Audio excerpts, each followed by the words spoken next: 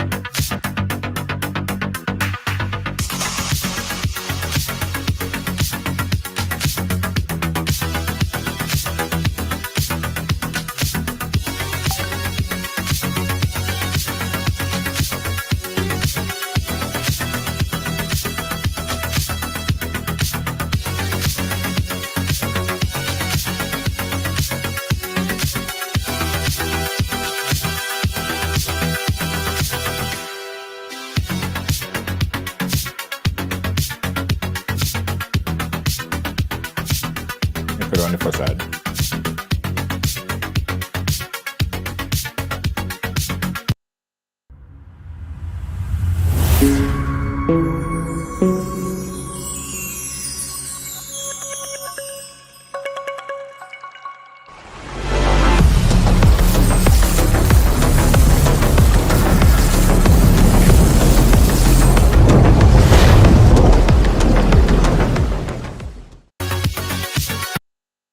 Promotion presents Cream. Yes, cream of the crop, the best of the best. Soca DJs out of Brooklyn and Queens. Come party with the best of the best every other Saturday at 9 p.m. starting from April 2nd through July 23rd at 204 Parkside Avenue, Brooklyn, New York. Get your $20 early bird tickets at eventbrite.com. This event will also be streamed live globally. Photographers and videographers will be on site to catch you in your best party mode. Advance tickets, $20. At the door, you pay more. Season 1, Episode 1.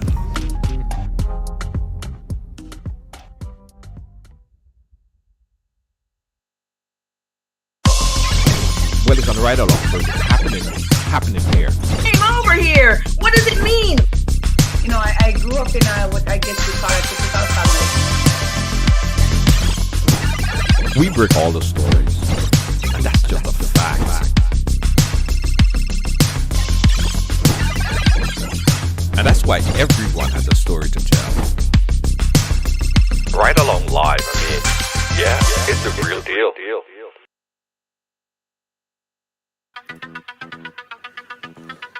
Yeah, it's the real deal.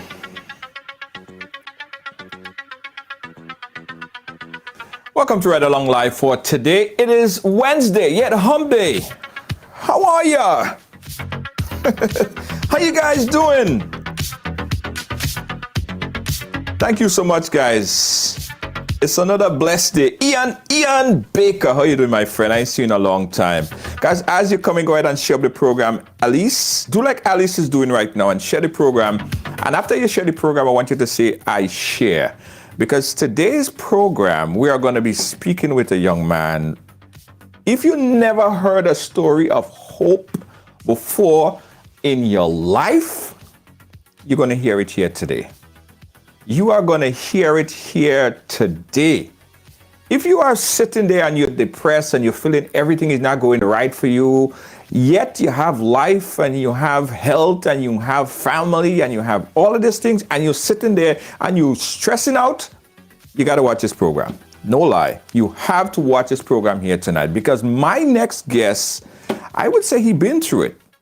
At a very, very, very tender age, he's going to explain to us and talk to us about how his father, right, injected him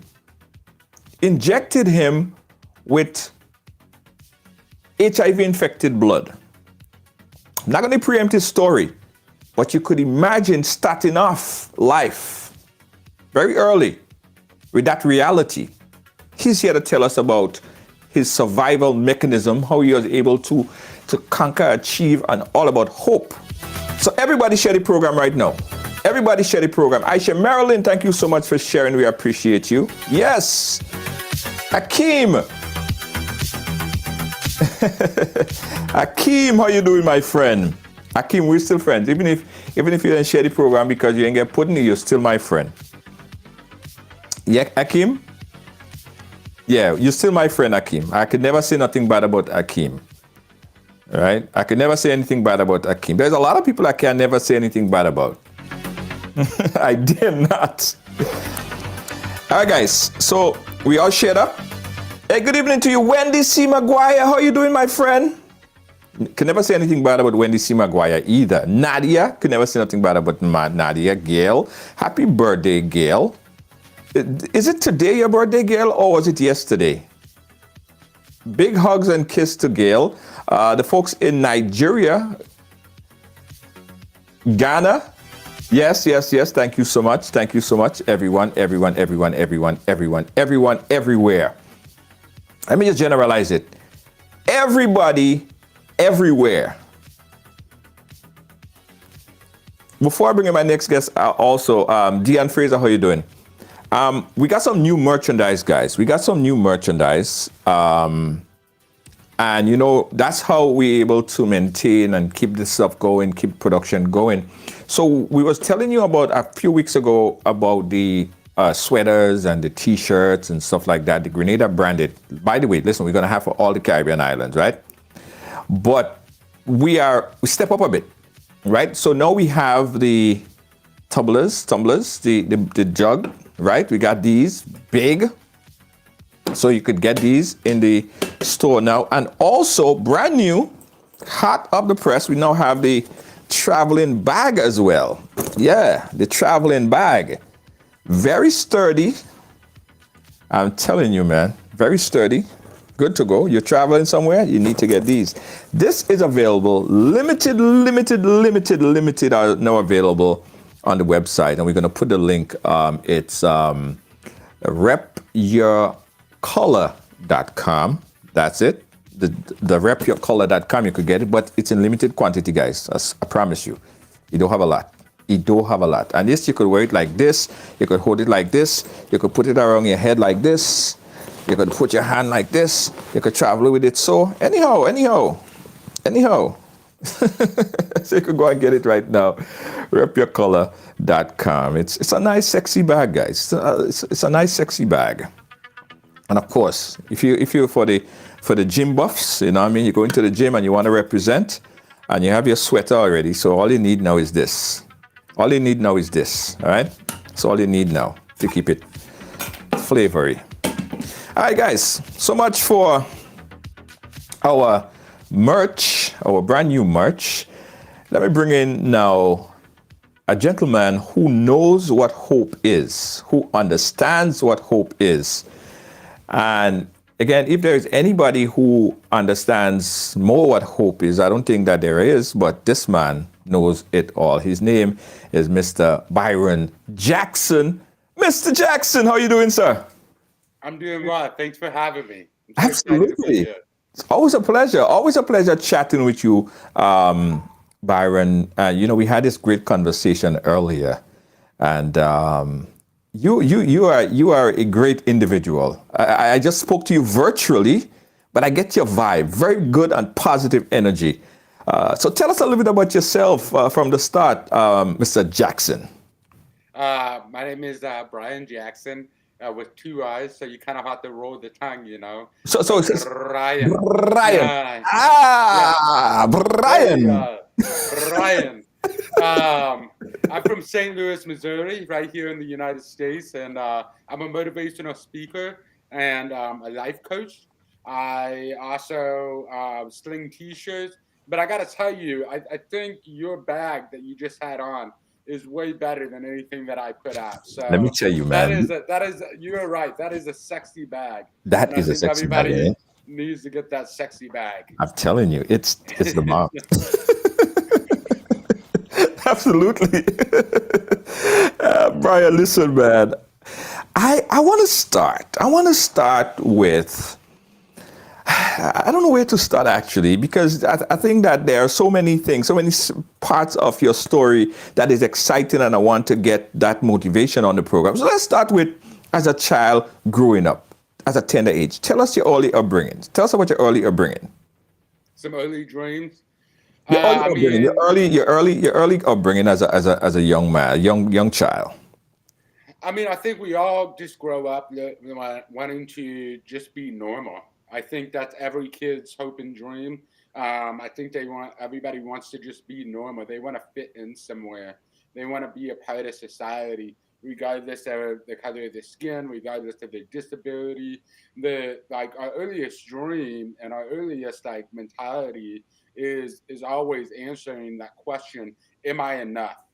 Am I loved? Am I worthy? And the answer to all three of those, no matter who you are, all across the world, absolutely.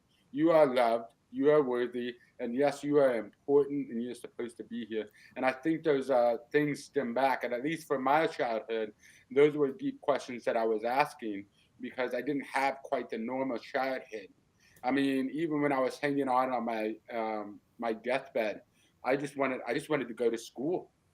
When I was told I was going to die, I just wanted to go to school because I saw that my sister went to school and that was a normal thing. And I just wanted to be loved, accepted, and wanted. And so, life got crazier and I started, conquering the odds. And then I would think my dreams kind of changed from there. I think growing up, I wanted to be a Power Ranger because I wanted to fight crime. I wanted to be like, hey, crime, what's up? Yeah, I'm gonna superhero. fight you. Yeah. And two, I wanted to be a whale trainer because I watched Free Willy. Don't know if you've ever seen that movie.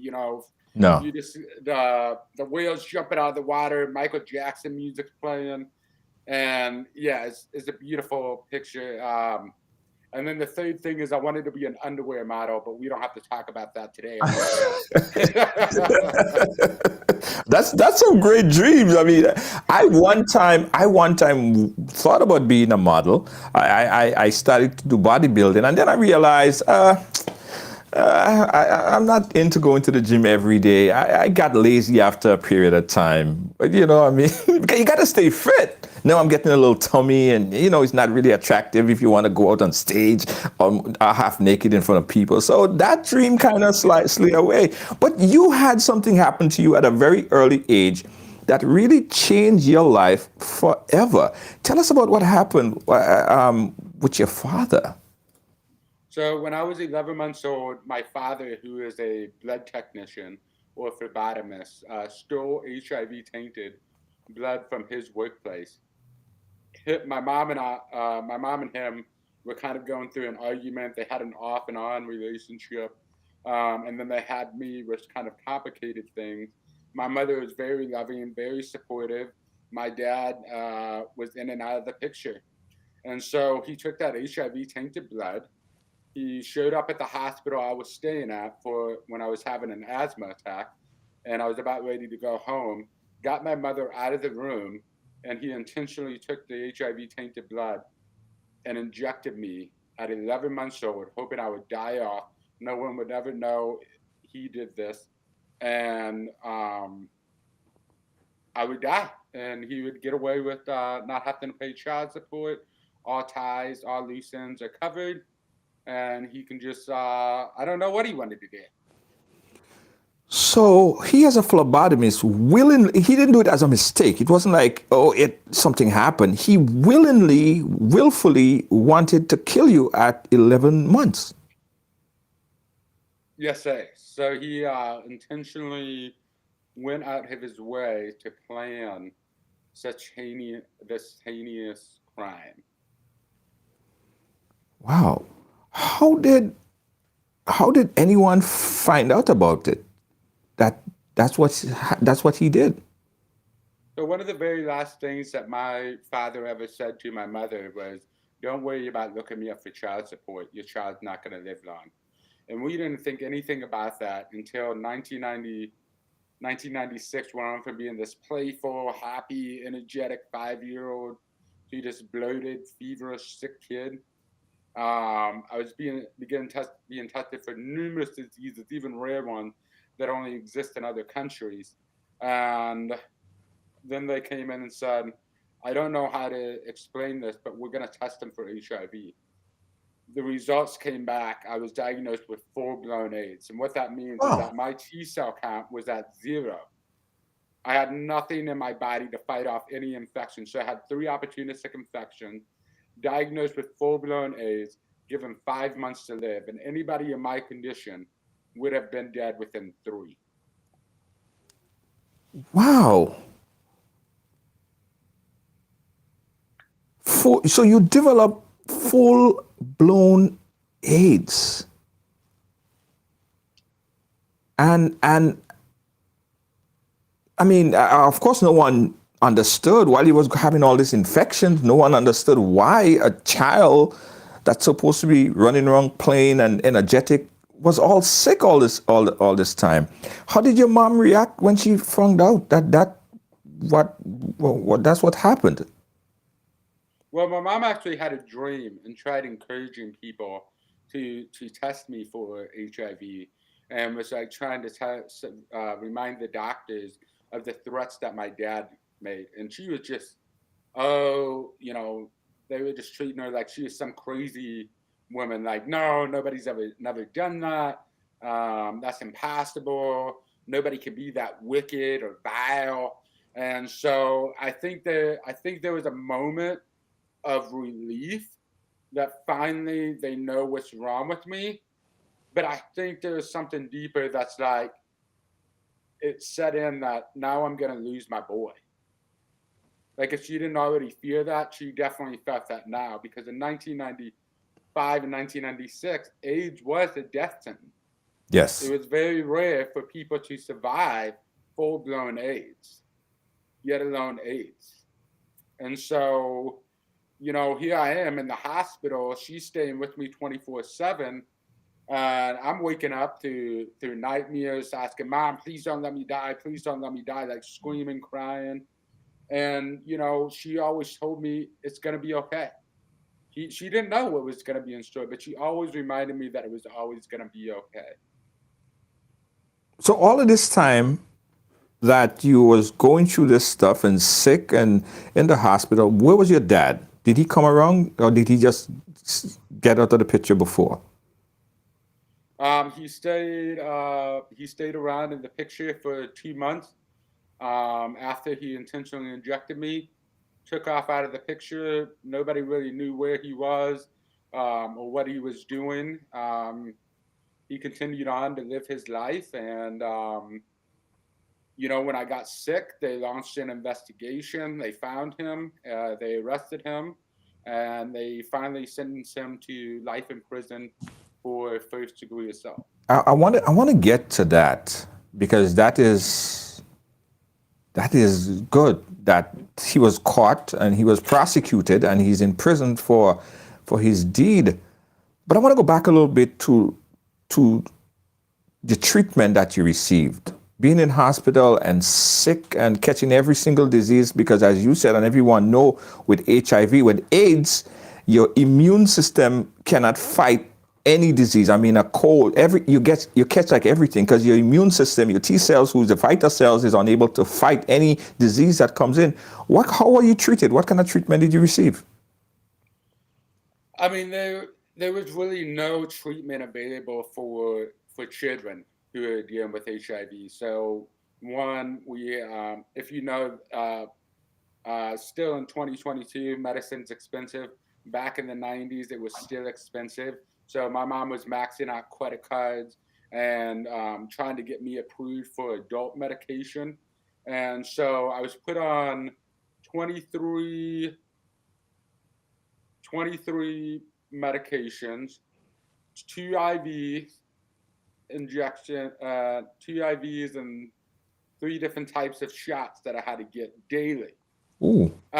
One of those medicines actually made me lose my hearing, so I talk a little bit different with an accent. We don't all speak like this in St. Louis, Missouri. But so yeah, the list of medicine goes on and on and on and on. And I mean, we were at this place that like the medicines weren't working. The medicines were doing more damage. So I mean, my family just began to pray, and we were just praying hard. And each day, God gave us another day, another day. And so it wasn't just this magic wand moment where like, boom, abracadabra, he's better, right? It was a long drawn out process, a process that where we had to live in poverty so I could afford the medications I was on. We had to live in poverty so I could get around the care, around the clock care. Um, and it was hard for me and my siblings. I could imagine so. What about school and other activities that you would have normally do as a child? Did you get to participate in in these things? So the first day of school, I was not allowed to go to school. And like I said in the beginning of the segment, I just wanted to be normal. I just wanted to go to school. You know, I could have used this time to be like, oh, let's go on vacation every day, you know, but no, I was like, I want to go to school. So they weren't sure about how to receive an HIV positive kid in school. And so my mom, and then they came back to my mom and they said, oh, well, why don't you homeschool him? And she said, no, my son's not going to be homeschooled. Oh, well, why don't you put him in the homebound program? And all these excuses. And she said, no, no, no, no, no. And finally they said, okay, he can come to school, but he can only come for half a day.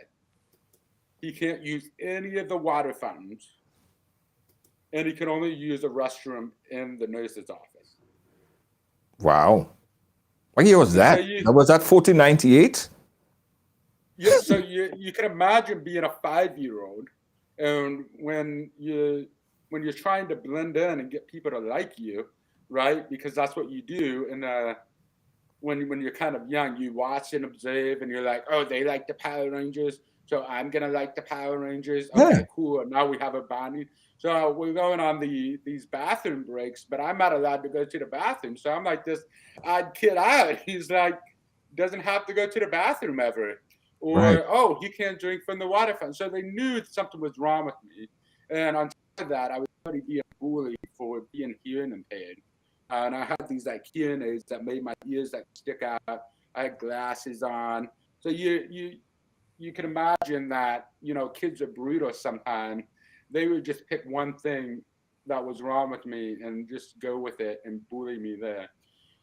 So as time passed, I was able to start going a full day of school. They decided to change their policy about the restroom and the drinking fountain, but the bullying continued to happen well into middle school. Yeah. I mentioned what kind of year was that, because I can't imagine that in this decade or decade before.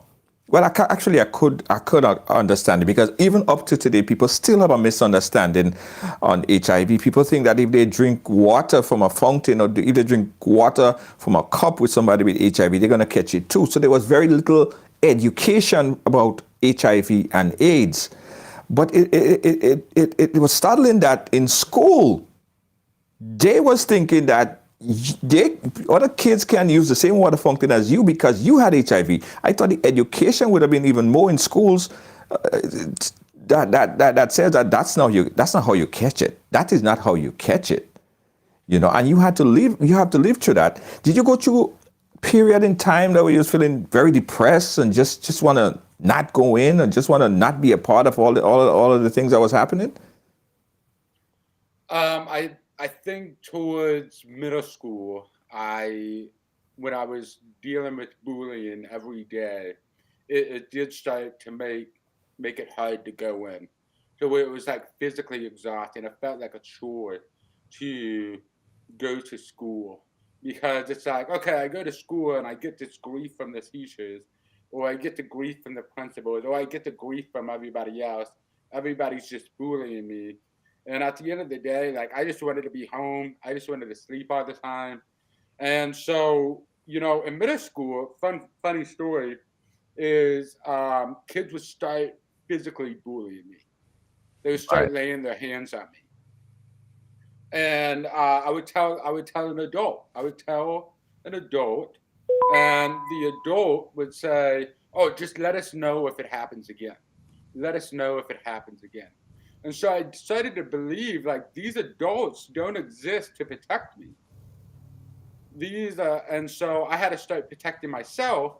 And when I protected myself, I was the one who received the most severe discipline. I was the one who was kicked out while somebody else got detention. I was in my 7th grade year. I won't forget this. Was called into the principal's office the last time after a fight, and my principal said, "I don't think you should come back to school next year. I can see you dropping out and going to prison." And even proceeded to tell me that I'm the problem child. And here's what he meant by that is if I just wasn't there, there would be no problem. So that's when I took it on myself to have 3 knives in front of me, and I asked myself, which one can cut deeper? And I was ready to just end my life. I felt like I would be doing everybody a favor. I don't have to be the problem anymore. I don't have to be. But in that moment of desperation, this voice of hope called me to my Bible, and I opened it up, and it said, "Why sit down, cast on my soul? Put your hope in God." And that was like a light bulb moment where I was like, what is hope? What is this? So I was like, okay, I'm going to put this off, and I'm going to start searching for what hope is. Right. I want to get into that, but let me just recap for everyone who just joined us. If you just joined us, guys, we're talking here with Brian Jackson, and he has a very unique story, guys. Very, very, very unique story. At the tender age of about 11 months, Brian was injected with blood from, HIV blood into his body. No one knew why Brian was catching,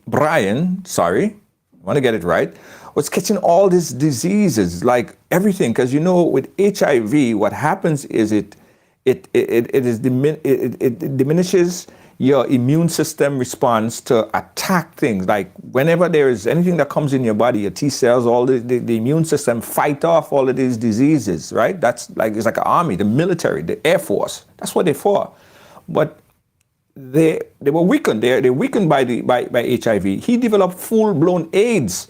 So he was catching everything. A simple common cold could possibly lead to something pneumonia because there is no immune system to fight it off. So he was diagnosed with HIV, full-blown AIDS. He was given medication, 20-something different medication, IV, all these different things to try to save his life. In the process of getting all these different treatments, some of the treatment and the medication was working against him because, he is considered right now, as he would say, legally deaf. It made him different effects. So that was one of the bad effects of the medication that he was taking. So that's a synopsis of where we are.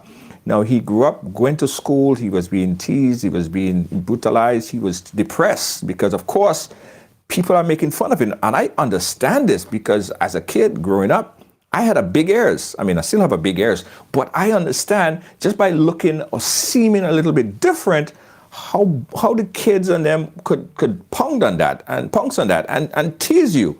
So I understand. So he was very depressed throughout the process of school to the point where he even contemplated taking his own life. And if you guys have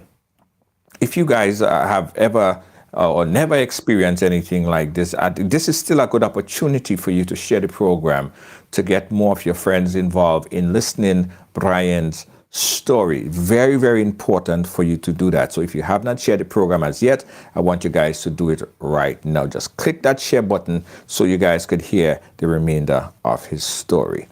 I want to talk about hope. And I want to get into that because it's very important. But before we get into hope, your father know, not to go back too much, but I want to dissolve that part of the conversation.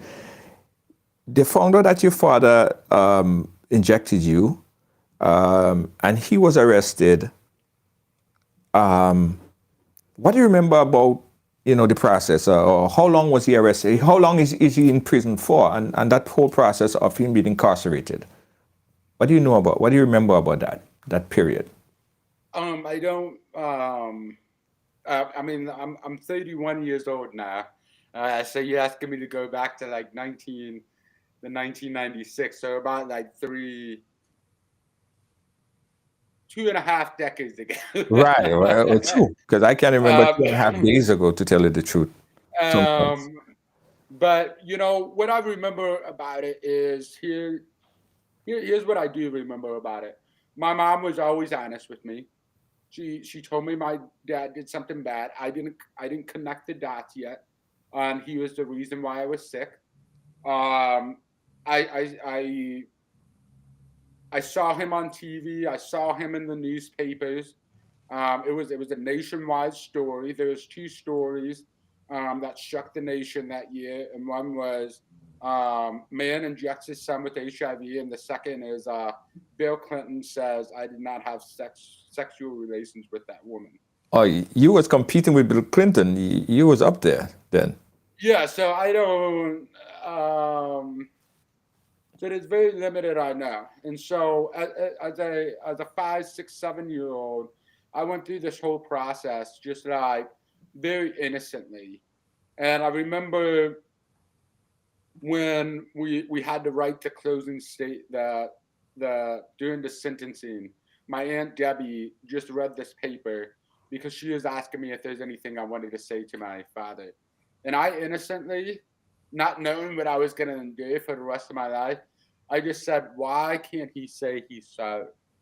Every time I get in trouble and I say I'm sorry, it makes things better.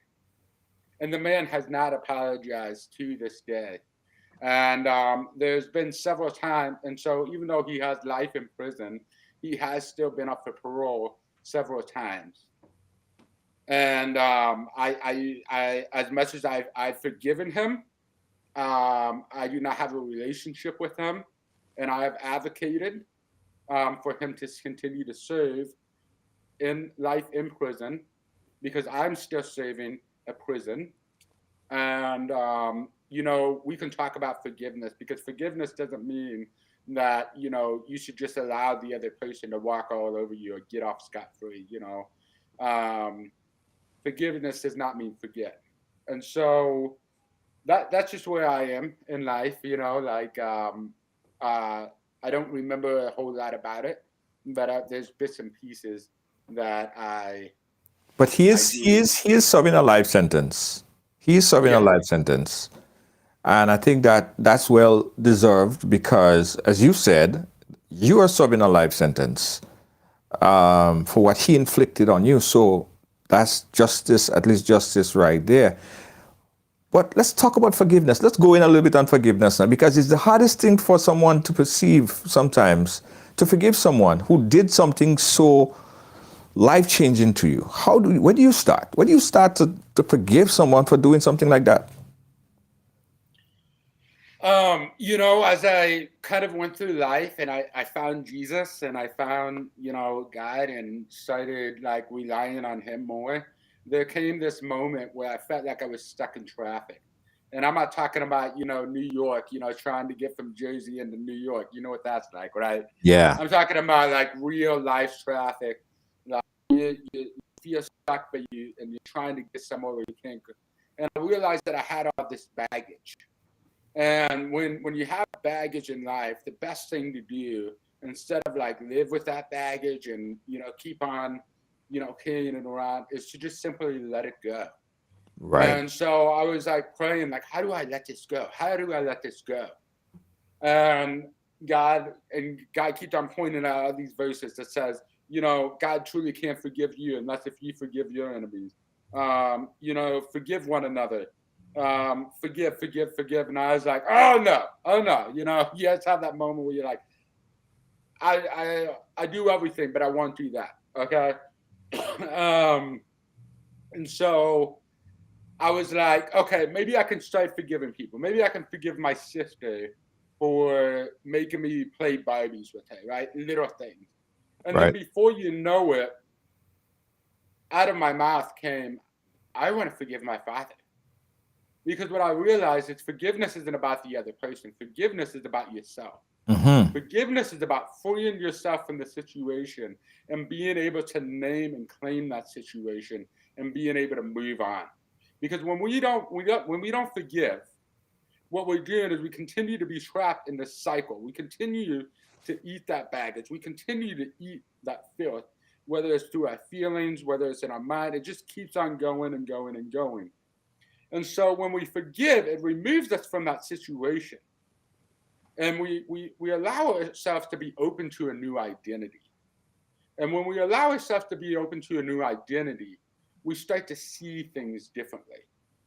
But the more we see our identity by what has happened to us, the more we're playing that victim role, we're never going to be able to live in the victory. So you have to ask yourself, do I want to be the victim or do I want to live in the victory? Right. And that's a big thing that I had to go through and answer myself. So yeah, forgiveness isn't about the other person, it's about yourself. And forgiveness does not mean that you have to forget. Right. You can still forgive somebody. Listen to me, everybody. You can forgive somebody and you don't have to welcome them back into your life.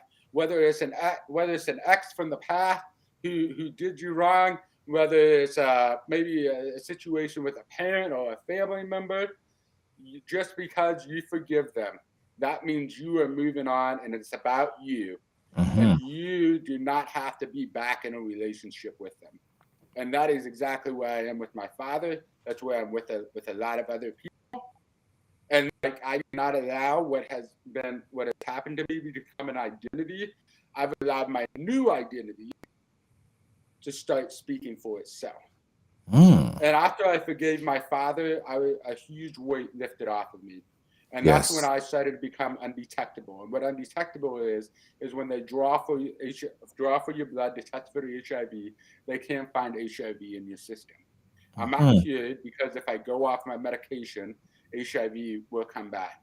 But I believe that the moment I chose to forgive and let the past go, the present opened itself to me and the future was open to me to decide. And it kind of gave me that clean start. And so here I was, 16 years old, forgiving my father, became undetectable. And man, the possibilities of, going into the future, with good health, good mindset, good So hope. you went from full-blown AIDS. We ain't talking HIV, we're talking about full-blown AIDS, which a lot of people would consider even HIV as a death sentence, which is not, especially in this day and time. But you went from full-blown AIDS to now being undetectable, right? So I want to talk about getting there. Medication, consistent working, and what you had to do physically. I know that the forgiveness and all of that is internal, but what about external factors? How did you get from here to there? Yeah, so the way I look at health and the way that I try to describe health to people is mind, body, and spirit. So obviously you could see that in what I just already told everybody about the forgiveness and about the mentality, that's taking care of the mind and the spirit. Now the body part of it, that's kind of a tough one, especially when you're even on the outside of your body, you can look great, but the internal as well. So what the internal looks like, the external. So through medication, through working out, really working hard, eating the right things, those are all things that played a role in that overarching thing to help me get to a better, healthier place. Right. That is important. Guys, you're watching this very powerful story right here. And I'm hoping and wishing that a lot more of you guys could take in some of this, because we are not in a good place. A lot of people are very, very stressed out. A lot of people are just not where they want to be. And they're looking for one thing. And quite possibly the thing that they're looking for is hope. And this is the mantra I want to take away from this conversation here today. The mantra of hope, which he's wearing it on his hat, he's wearing it on his shirt. And that is the overall overarching conversation that we're going to have. The question of hope. What is hope? How do you find hope? Where is hope? What is hope? And that is a big question. So guys, I'll give you guys another opportunity to share. And also, what we're going to be doing is open up the phone lines, because I know some of you might want to chat with Brian here a bit. I'll give you guys an opportunity to do that as well. If you want to call in, the phone line is open right now. And throughout the program, number you could call is 718-701-5720. That's 718-701-5720. That is our number right now. And we are moving on. Until we get that call, we are moving on. Hope. Now, before we go on to hope, because I want to leave hope for a little bit later. Myths of HIV. You said it earlier, as going into school, and people were saying, make sure this boy don't drink from this water fountain, or make sure he don't use this side of the bathroom, and all this stuff, segregation. Let's talk about some of the myths that people perceive that HIV is, which it isn't. Talk to us about some of the popular myths that some people get mixed up with. I remember speaking at a school that said that you can get HIV through eye contact. And so I remember reading that and going around the school and being like, hey, you got it. Being polite and dangerous at the same time. Yeah. But no, you can't get HIV through eye contact. Just like it was once said that, you can get HIV through a toilet seat. You can get HIV through kissing or hugging or holding hands. No, you can't get HIV through any of that. HIV is only it's transmitted through 4 different fluids, and that is vaginal secretion, breast milk, blood, and semen. And so what has to happen is it has to be an open contact on open contact. So blood on blood. I can't just, go wipe blood on the surface and then somebody touches that blood a couple hours later. They would not become HIV positive. So I think that's the big myth, is a bunch of big myths, is how is HIV transmitted? So that's the thing about that. I think another big myth is that HIV is a death sentence. And it's in 2022, HIV is not a death sentence, and it has not been for a long time. We have medication that is available to prevent HIV from happening. We have medications to start once you feel like an HIV transmission has happened, to prevent you from getting HIV. And then there's the sooner you can get treatment, the more you can manage HIV. And if you can get that treatment that manages HIV, you're going to live a long and healthy life. You can become undetectable to where you don't have to worry about transmitting it to other people. It shouldn't affect your love life. It shouldn't affect your social life. What are some HIV myths that you have heard? Yeah. Well, maybe I can break them down for you. Yeah, some of the things that we touched on, contact. People think that if you sit in a seat next to someone, it's not like COVID. It's not airborne.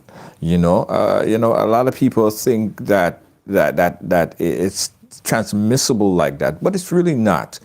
And it's important that you brought up the prophylactics of HIV. Of course, if you're having sex, a condom is preferred to prevent the transmission of HIV. That's one of the most common ways.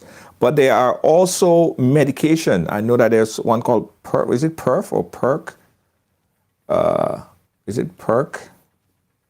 I can't remember the name of it. But there are prophylactics.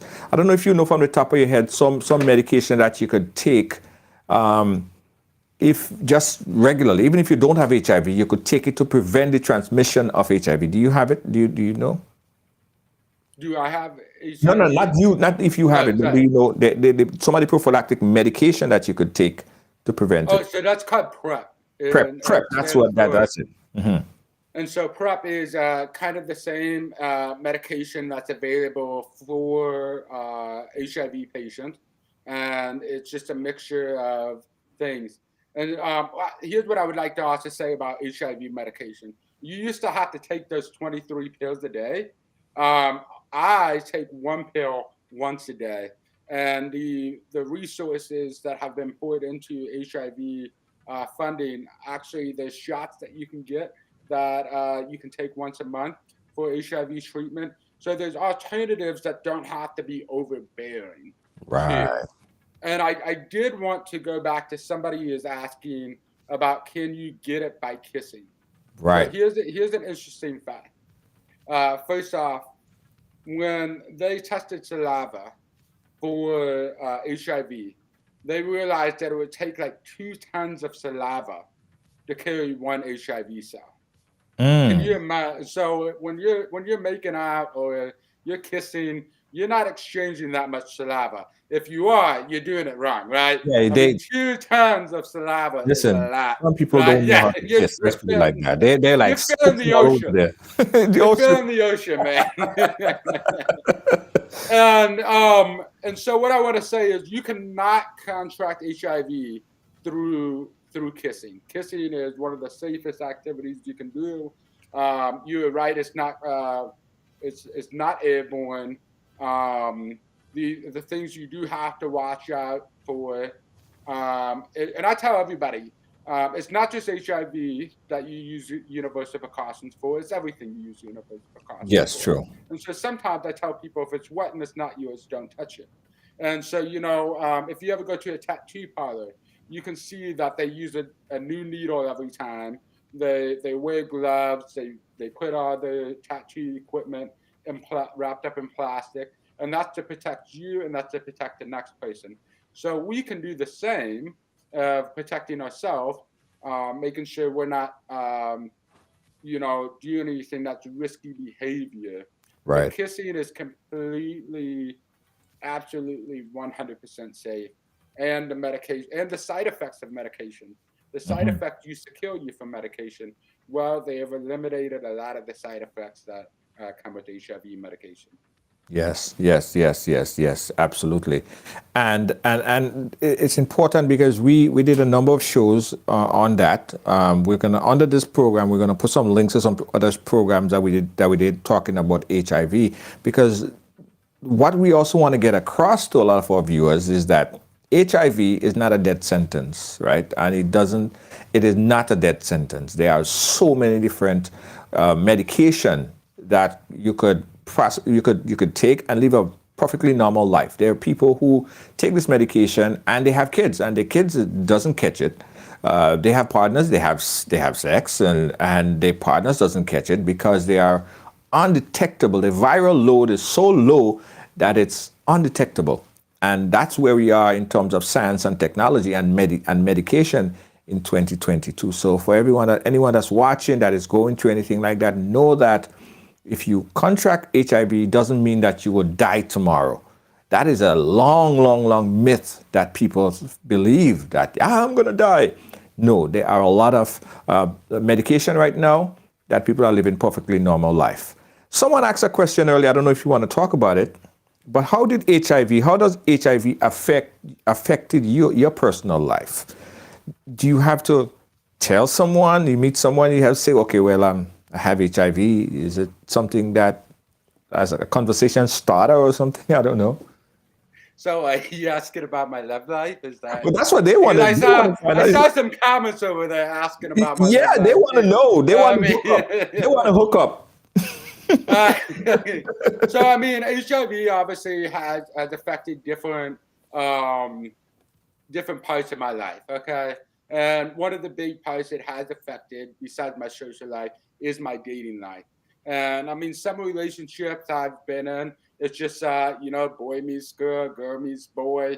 It just doesn't work out. But then there's some relationships I had where fathers accused me of trying to kill their daughter. Fathers tried to, wrestle me, like physically wrestle me, and then tell me I need to break up with their daughter because I'm a danger or a threat to the daughter. So I mean, here's my advice for anybody who has an illness Yeah. in dating. This is what I've learned over the years. Rip off the Band-Aid as soon as possible. That's what I've learned over the years. Is just rip off the Band-Aid as soon as possible. Because if they can't accept the worst in you from day one, then they're not going to accept it on day 100 or day, 1,000, right? Right. So, you go ahead and rip off the Band-Aid right then and there. And if they accept you, awesome. You have something worth pursuing. And that's how I do. If you want to wait, that's totally cool. That's your preference, but that's my advice for anybody. Even somebody who's depressed. I mean, that's something I come out with, and I say like, hey, there's times that I'm not going to be up and like be all hoorah rah every day, and that's just a part of my life. Right. So I've had to just tell people. That's who I am, and if you can live with that, cool. If not, like, it was nice knowing you, and good luck. Right. So yeah, that's been the ups and downs of my dating life, and my goal is to find the one and to get married and to have beautiful children. I'll tell you what, I kind of want 20 kids, but the more I get older and realize how everything's getting expensive. Everything's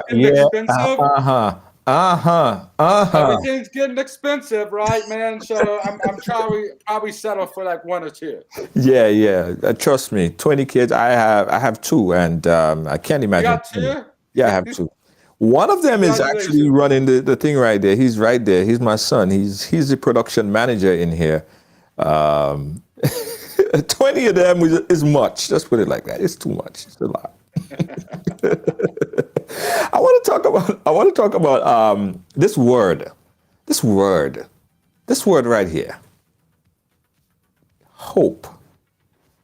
Tell us about hope.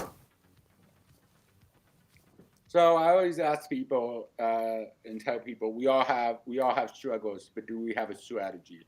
And no matter what kind of day I'm having, is I have this outlook of hope. And as a speaker, I've always wanted to, share first off, hope is vital. Most people don't know this.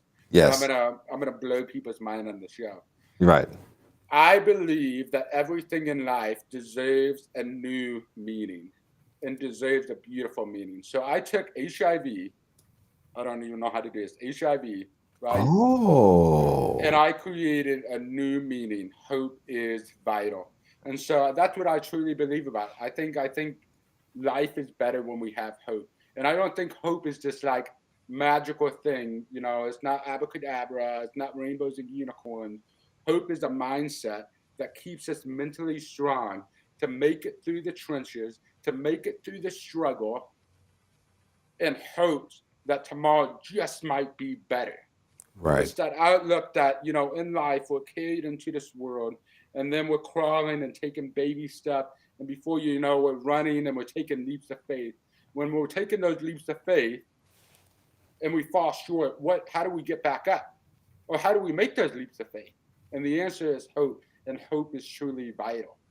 And so hope is this thing, this embodiment that we can use in business, we can use in relationships, we can use in raising children. I know the day your son was born, you probably said, I don't know what I'm doing. But what did you have? You had a lot of hope, right? Yeah, I had hope. And you're like, and you're just playing like by the rules of like, hey, I just gotta hope. I hope I'm doing okay. Yeah. I don't know, right?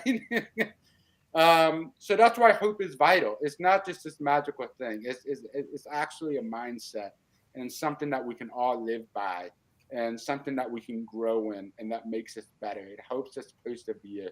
It helps us suffer well. It helps us be better people. It helps us suffer well, because we all have suffering. We all suffer. It doesn't matter who you are. Everybody has a story of suffering. And we shouldn't sit around the campfire being like, hey, oh, I've suffered more, or I suffered. It's not a competition. We need to get out of that competition mindset, right? And even hope is not a competition. Well, I hope more, so that's how I came over myself. Like, it's not a competition, Right. but it is a spirit that we can get like into and say, hoorah. It's that spirit that gets us off the sidelines and gets us active in everybody in our lives and all the lives around us. Hope is vital. What if you don't have hope?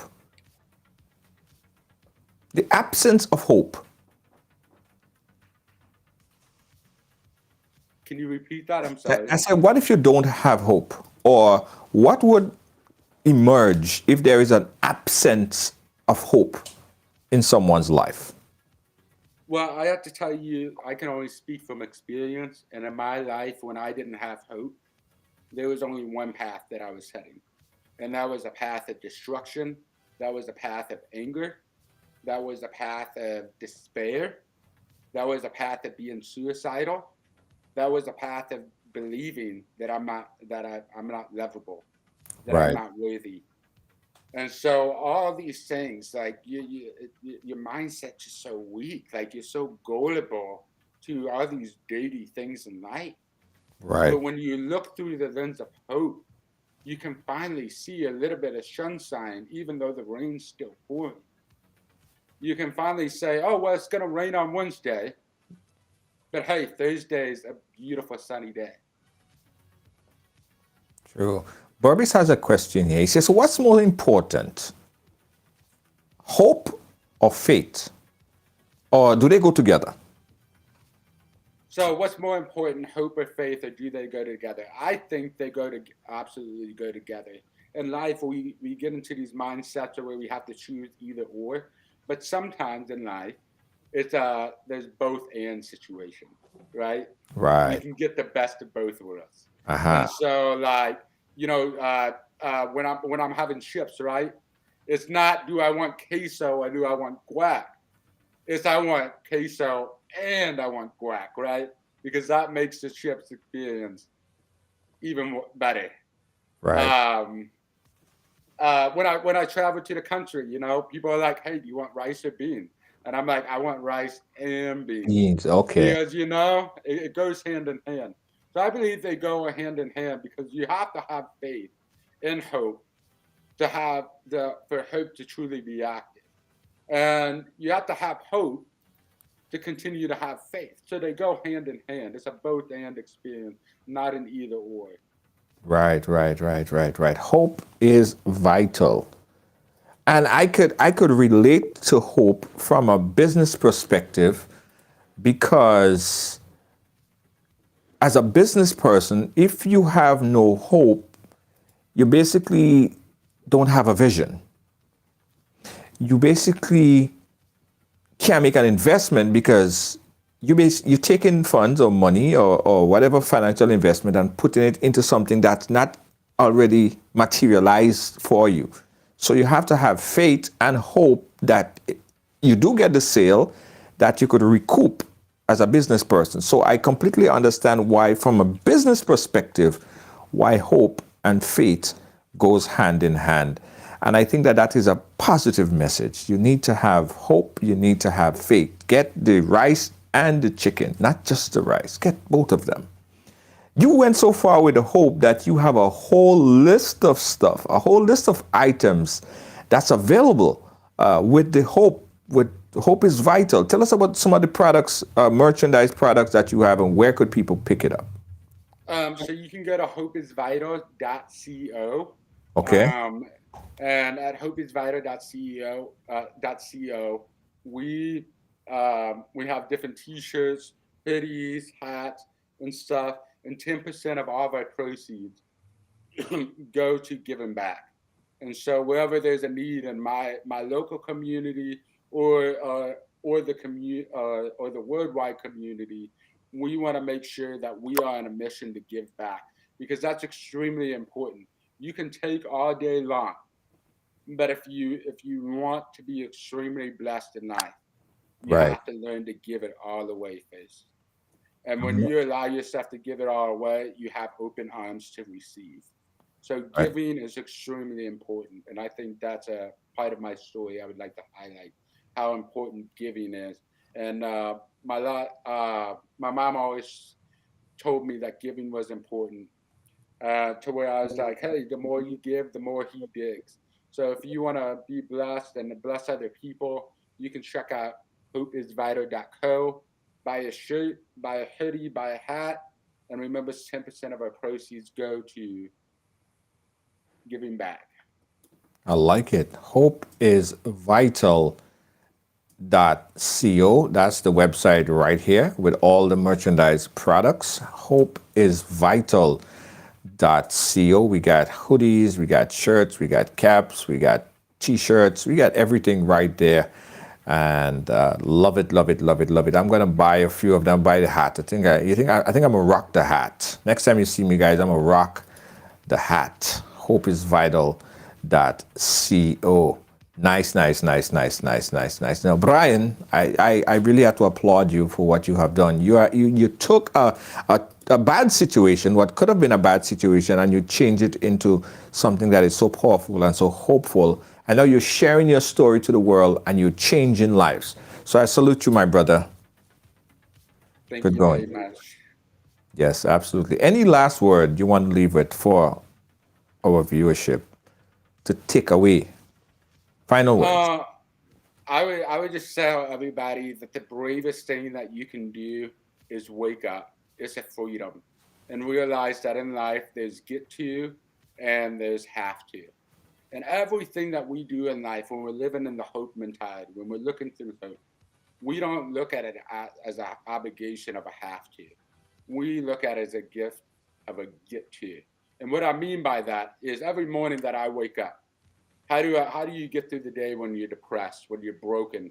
You know what? You get up and you realize you're alive. You realize the choices that you have. And you say to yourself, I get to get up today. I get to drink my coffee. I get to go to work. I get to smile and see beautiful people. I get to make a difference because it's not an obligation. It's a wish. And so I think all of us need to wake up and realize the freedom that we have, even in our darkest moments. And I want you all to remember that we need to let people catch us in our excellence and remember to leave things better than when you found them. And I hope that today, I, Brian Jackson, have left you all who are listening today better than when I found you. And I'm so grateful that I found you. And this has been an absolutely blessing and amazing thing. Absolutely. We're happy that we found you, Brian, because you have really, I think, inspired many. And it's funny that when we have this type of conversations that a lot of people could benefit from, their lives could benefit from. They could fill up their tank with so much inspiration and goodwill and good words and good thoughts and just good vibe. A lot of people don't gravitate to good news. They gravitate to negativity. They gravitate to bad news and things that they deem is most sensationalized. But for the people who chose to watch and be a part and take in this, your life will forever be a blessing. And your life will be a blessing too, Brian, because you are doing this and you continue to do this. And we'll support you every single way that we can. Thank you so much again, my brother. And we're going to keep in touch. All right? All right. Thank you so much for having me. All right. Great, great, great. Thank you. Yeah. Yeah. Yeah, man. Round of applause to Brian, man. He came through. And he inspired. He educated, and he was able to let people understand that although you might be going through some difficult points and periods in your life, although things may not start off good, although as a child growing up, you may be dealt a bad deck of cards now, yeah? Your cards are not all aces. You have some little bush cards in between. You were not given the best. You wasn't born with a gold spoon in your mouth. You didn't get the best kind of treatment. You didn't have a family that could afford everything. You were born or you grew up, you know, in modest terms, you know. But knowing that where you came from that early beginning, doesn't dictate where you are going. Where you are going is based on your vision and your faith and your, got it right, your hope. Your hope. That's what it is. That's what's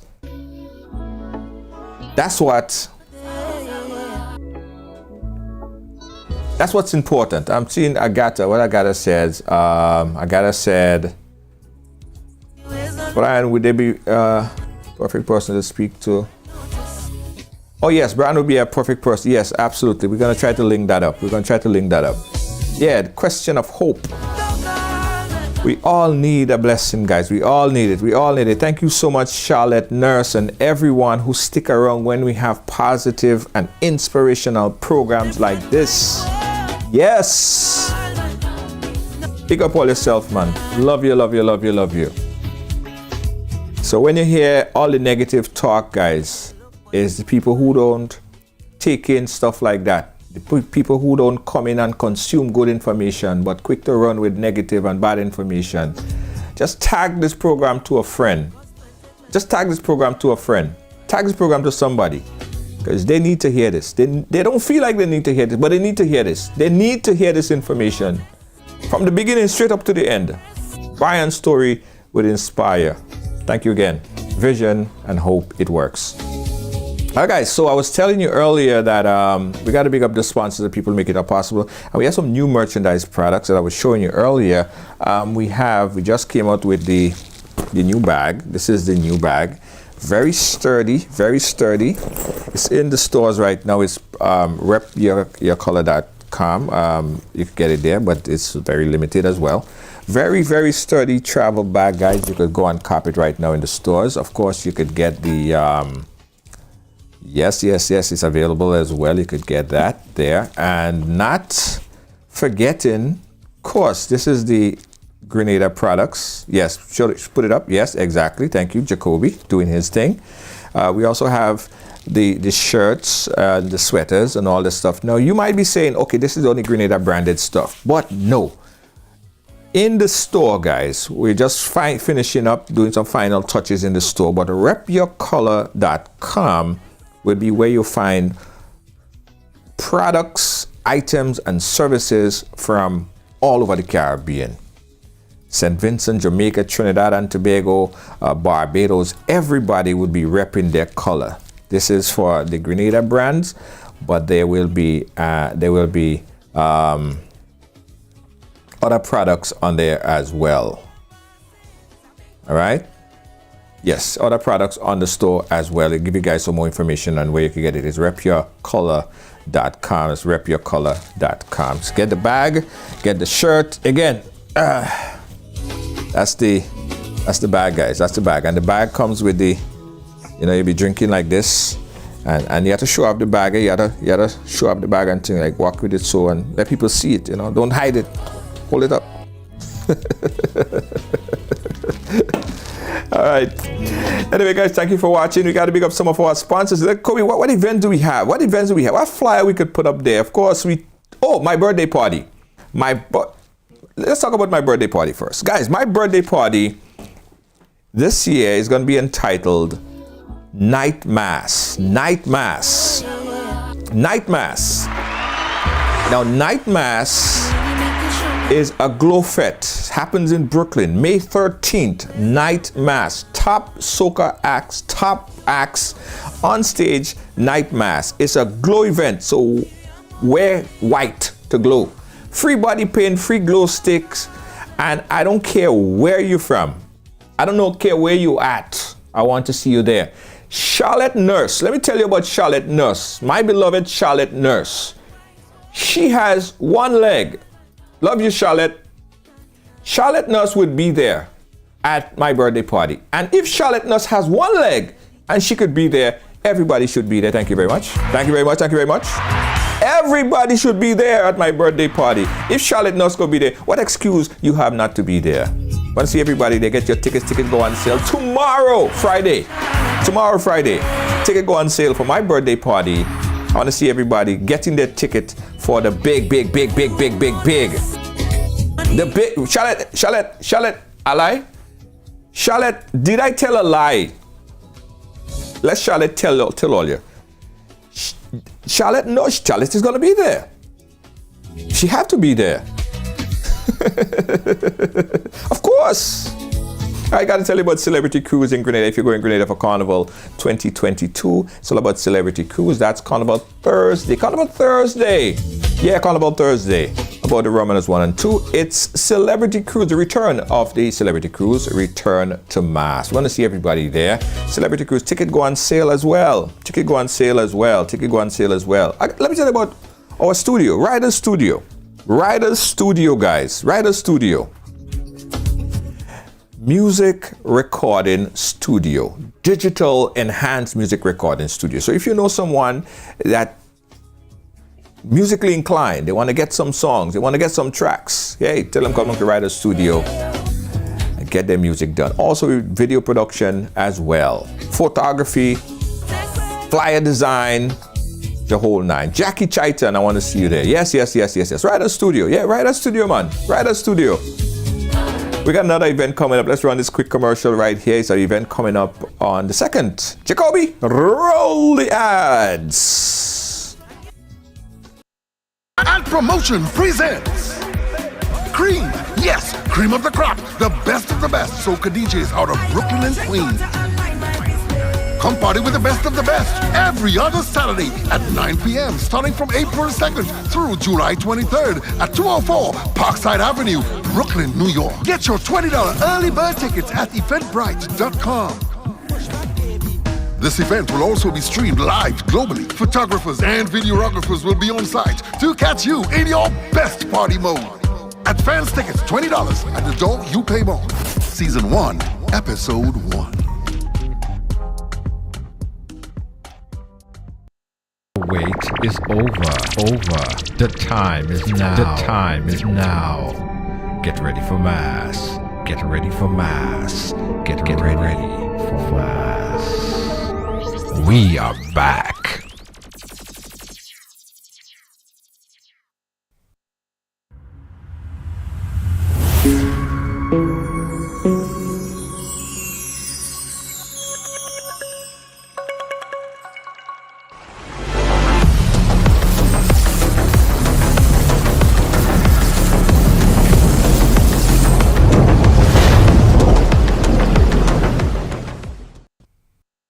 Williams Funeral Service serve you with dignity and compassion as you mourn. Every day, we embark on the journey of life, and one day, the journey will end. It's on that day that you can entrust the celebration of life of your loved ones to David Williams Funeral Service. Call 718-291-3823.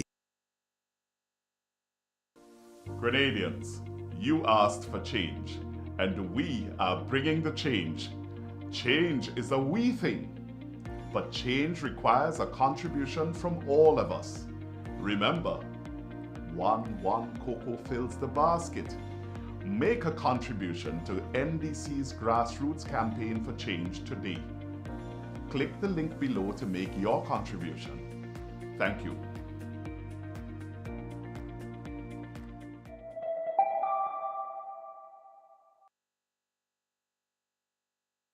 Hi, my name is Junior George, founder and host of Ridealong Live, and I'm inviting you to become a paid subscriber to this platform. With your support of just $4.99 per month, you could do so much to help this platform grow and to help us help you and others around the world. We encourage you to click that link and become a supporter today. Thank you so much. We appreciate you.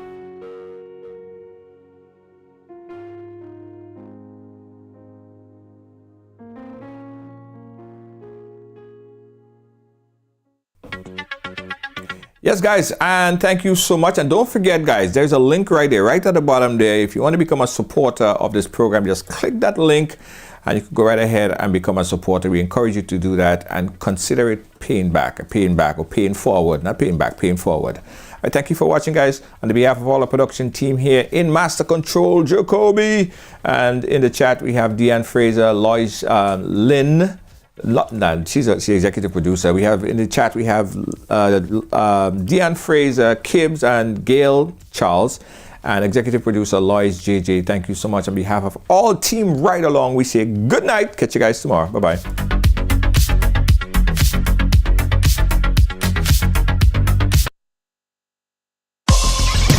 Well, it's on Ridealong, so it's happening here. Came over here. What does it mean? You know, I grew up in what I guess you call a typical family. We break all the stories, and that's just a fact.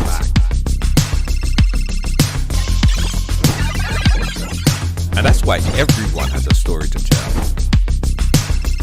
Ridealong live. I mean, yeah, it's the real deal.